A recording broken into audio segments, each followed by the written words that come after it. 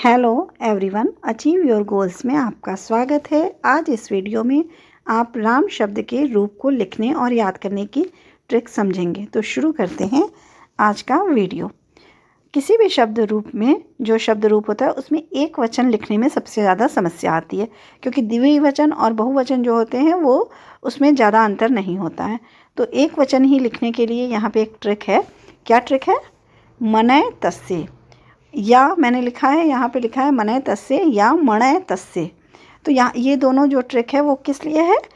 अकारांत pulling शब्द रूप के लिए है।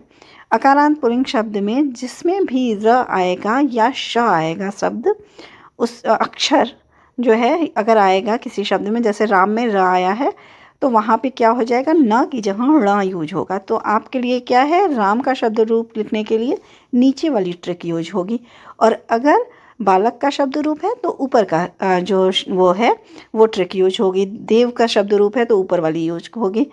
तो यहाँ पे क्या कौन सी यूज करनी है? नीचे वाली, मणय तस्य। अकारांत पुल्लिंग शब्द रामः।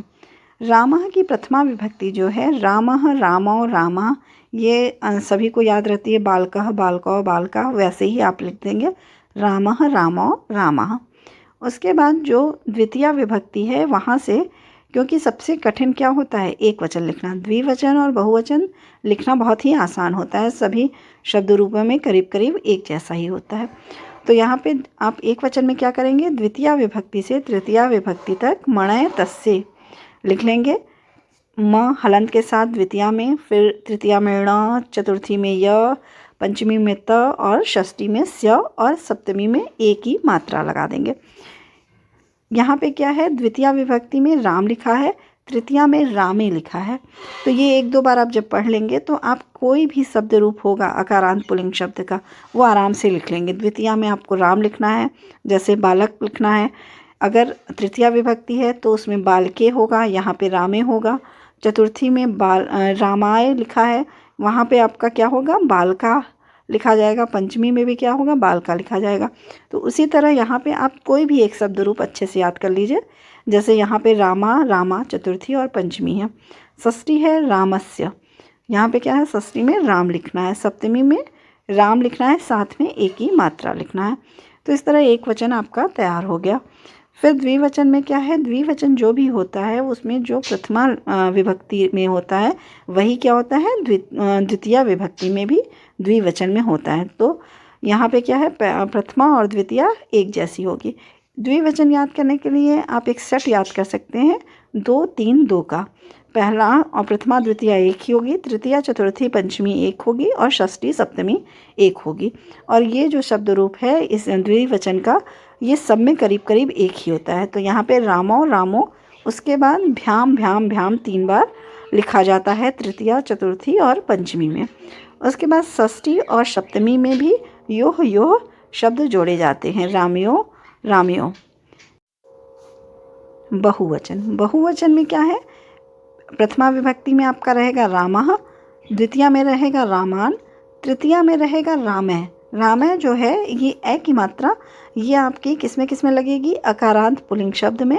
और नपुंसक लिंग जो शब्द होंगे अकारांत के, अकारांत नपुंसक लिंग शब्दों में ए की मात्रा लगेगी तृतीया विभक्ति में, जबकि और सभी में भी शब्द आपका जुड़ा होगा।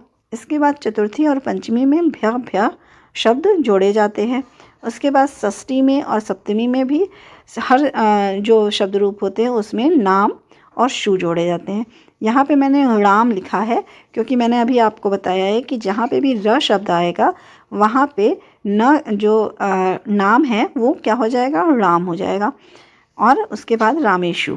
तो इस प्रकार आपका जो राम का शब्द रूप बनता है वो इस प्रकार बनता है, रामः, रामो, रामः, रामम, रामो, रामान, रामेण, रामाभ्याम, रामय, रामाय, रामाभ्याम, रामेभ्य, रामात्, रामाभ्याम, रामेभ्य, रामस्य, रामयोः, रामाणाम, रामे, रामयोः, रामेषु, हे राम, हे रामो, हे रामा। इस प्रकार आपका अकारांत पुल्लिंग शब्द रूप राम का तैयार हो जाता है। और इसी के साथ ही ये जो शब्द रूप है ये किसके किसके और इससे शब्द रूप बन सकते हैं? बालक के बन सकते हैं, देव के बन सकते हैं, नर के बन सकते हैं, कपोतः के बन सकते हैं, शिक्षकः के बन सकते हैं, रजकः, चंद्रः, कुकरः, घटः, नायकः, अश्वः, मृगः, सूर्यः, अनिलः, सर्पः, विद्यालयः इत्यादि के जो शब्द रूप हैं वो इसी प्रकार बनेंगे। यहाँ पर मैं एक बार और बता दूँ, विशेष ध्यान देने योग्य बात है कि यदि किसी शब्द में र या श आ जाए और उसके आगे न आए तो उस न का ण हो जाता है। जैसे राम तृतीया विभक्ति रामेण, राम षष्ठी विभक्ति रामाणाम। जैसे यहाँ पे राम का क्या हुआ, राम में र है, जबकि अगर बालक का रहेगा तो क्या हो जाएगा, बालकेन हो जाएगा तृतीया विभक्ति, और षष्ठी विभक्ति क्या हो जाएगी, बाल का नाम। इसी तरह जैसे हरि है, इसमें र है, तो इसके शब्द रूप में जहाँ पे भी न आना होगा हरिनाम होगा, हरि नाम नहीं होगा। तो इस तरह आप जहाँ पे भी देखेंगे र का शब्द रूप है, शब्द रूप जिस चीज़ का शब्द है रूप लिखना है, उस शब्द में अगर र आया है तो आप वहाँ पे न की जगह ण कर देंगे, या श आया है तो न की जगह ण कर देंगे। अगर आपको मेरी ये वीडियो पसंद आई हो तो प्लीज़ लाइक और सब्सक्राइब करें। Thank you.